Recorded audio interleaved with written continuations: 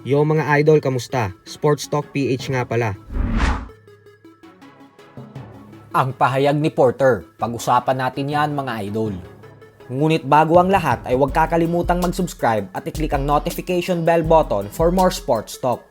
So matapos nga pong sumabog ng balita na babalik ang ating pambansang kamao Manny Pacquiao sa edad na 46 years old upang labanan ang current WBC welterweight world champion Mario Barrios, ay talagang nayanig ang mundo ng boxing.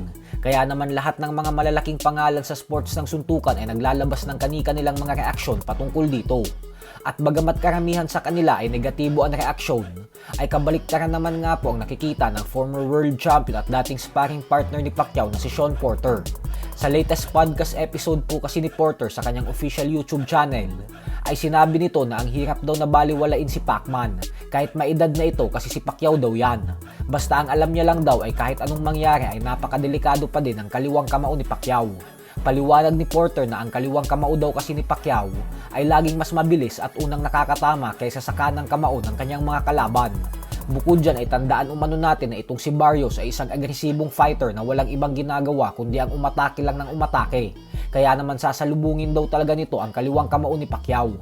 Sa katunayan nga daw ay isang match made in heaven si Barrios para sa nag-iisang 8th Division World Champion ng boxing.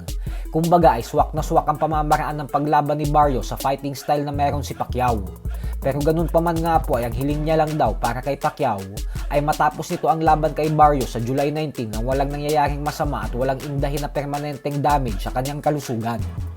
Sa kabilang banda naman mga idol ay muli nga po nating makikitang sumampa sa ibabaw ng lona ang ating isa pang matibay na pambato na si undefeated middleweight prospect Weljon Mindoro sa susunod na buwan, kung saan dadayo siya sa San Antonio, Texas upang harapin ang Meksikano at kapwa niya undefeated fighter na si Omar Ulysses.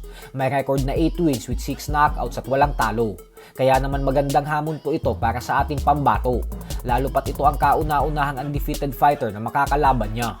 Sa kasalukuyan ay may napakalinis na record si Mindoro na 13 wins with 13 knockouts at walang talo.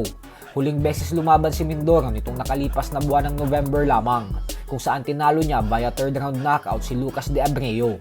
Pero nitong buwan ng December lang din ay muli itong sumabak sa isang exhibition fight sa IBA Champions Night sa Dubai, kung saan sinamahan mismo siya ng ating pambansang kamao Manny Pacquiao.